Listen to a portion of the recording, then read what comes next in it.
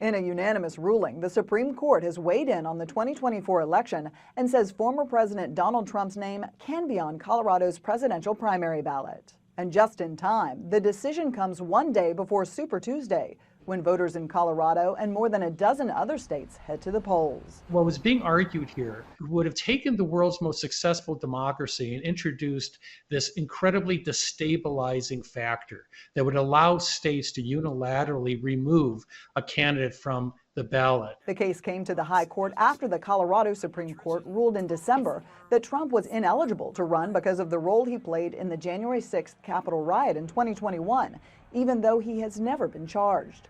But the Supreme Court said the Colorado court had overstepped its authority and struck that ruling down. The majority is saying that, look, you need Congress to act here before you can enforce this provision. Essentially, you cannot take somebody out of a race because an opponent would like to have it that way. The Supreme Court decision applies to all states, saying in the ruling responsibility for Section 3 against federal office holders and candidates rests with Congress and not the states. The judgment of the Colorado Supreme Court therefore cannot stand.